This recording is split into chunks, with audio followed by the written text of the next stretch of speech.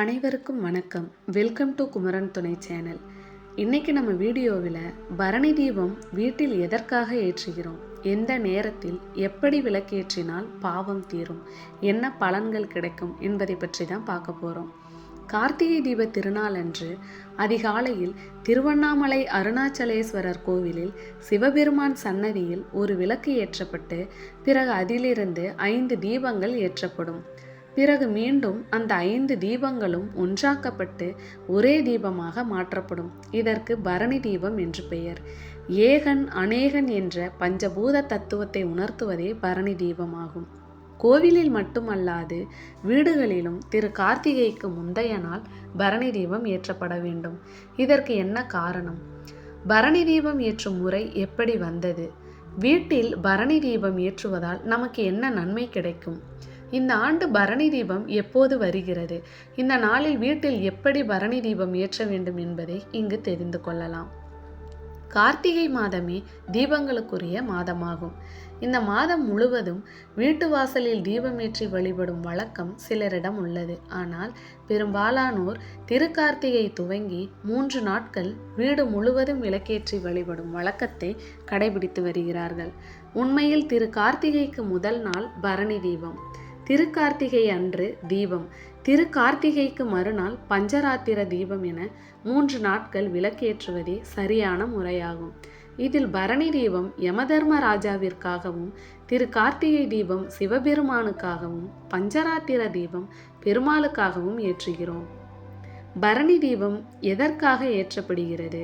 சிவபெருமான் மகாவிஷ்ணு மற்றும் பிரம்மாவிற்காக ஜோதி வடிவமாக காட்சி தந்த திருநாளையே திருக்கார்த்திகை தீபமாக கொண்டாடுகிறோம் என்பது அனைவருக்கும் தெரியும். அதேபோல் ஜோதி வடிவமாக தோன்றி பெருமாள் உலகை காத்ததை போற்றும் வகையில் பஞ்சராத்திரம் தீபம் ஏற்றப்படுவதும் தெரியும்.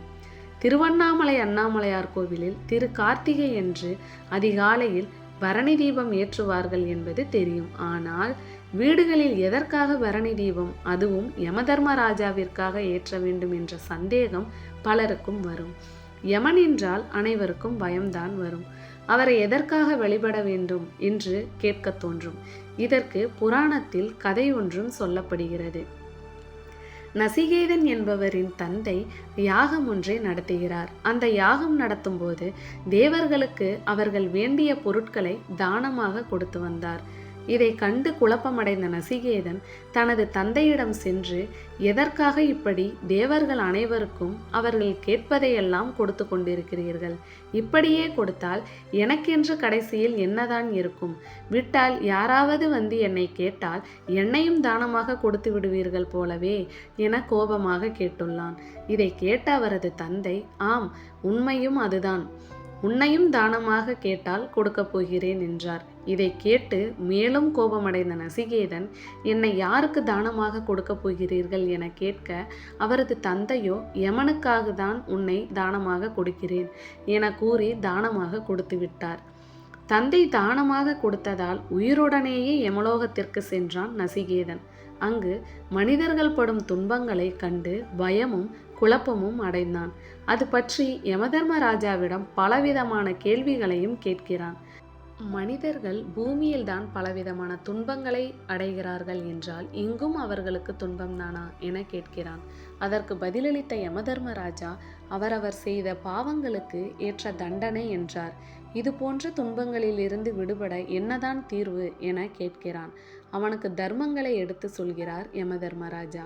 மனிதர்கள் தெரியாமல் செய்த பாவங்கள் தீர்வதற்கு என்ன செய்ய வேண்டும் என யமதர்மராஜா கூறிய வழிகளில் ஒன்றுதான் பரணி தீபம்.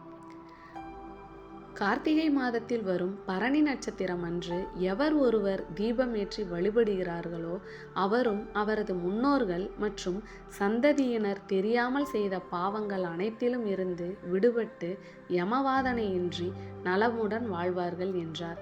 அது மட்டுமல்ல, மார்கழி மாதம் என்பது தேவர்களின் விடியற்காலை என சொல்லப்படுவதால் அதற்கு முன்பு வரும் கார்த்திகை மாதம் அவர்களுக்கு இருளாக இருக்கும். அந்த சமயத்தில் நாம் வீடுகளில் தீபமேற்றி வழிபடுவதால் நமக்கு ஏற்படும் துன்பங்கள் நீங்கி தேவர்களின் அருள் கிடைக்கும். குறிப்பாக மகாலட்சுமியின் அருளும் கிடைக்கும். இந்த ஆண்டு டிசம்பர் 2ஆம் தேதியன்று மாலை 6:24 மணிக்கு துவங்கி டிசம்பர் 3ஆம் தேதியன்று மாலை 4:47 வரை பரணி நட்சத்திரம் உள்ளது. இதனால் டிசம்பர் 2ஆம் தேதியன்று மாலை 6:30 மணிக்கு பிறகு இந்த பரணி தீபத்தை ஏற்ற வேண்டும். பரணி தீபம் ஏற்றுவதற்கு ஒரு தாம்பூலத்தை எடுத்துக்கொள்ள வேண்டும். அதில் கோலமிட்டு 5 அகல் தீபங்களை மஞ்சள் குங்குமம் தொட்டு வைத்து நெய் தீபமாக ஏற்ற வேண்டும். இந்த 5 அகல் விளக்குகளும் 5 திசைகளை நோக்கி இருக்கும்படி ஏற்ற வேண்டும். இந்த விளக்குகளை வட்ட வடிவமாக ஏற்ற வேண்டும். வீட்டின் பூஜை அறையில் வழக்கமாக ஏற்றக்கூடிய தீபங்களுடன் சேர்த்து இந்த 5 தீபங்களையும் ஏற்ற வேண்டும். வீட்டின் நிலைவாசலில் 2 புறமும் 2 தீபங்கள் ஏற்ற வேண்டும். முடிந்தால் வீடு முழுவதும் கூட தீபம் ஏற்றலாம். இது மிக மிக நல்லது. மற்ற தீபங்களை எண்ணெய் விட்டு ஏற்றினால் கூட தாம்பூலத்தில் ஏற்றக்கூடிய 5 விளக்குகளையும் கண்டிப்பாக நெய் தீபமாக ஏற்ற வேண்டும். இந்த வீடியோ உங்களுக்கு பிடிச்சிருந்ததுன்னா மறக்காமல் லைக் பண்ணுங்கள், சப்ஸ்கிரைப் பண்ணுங்கள். நன்றி.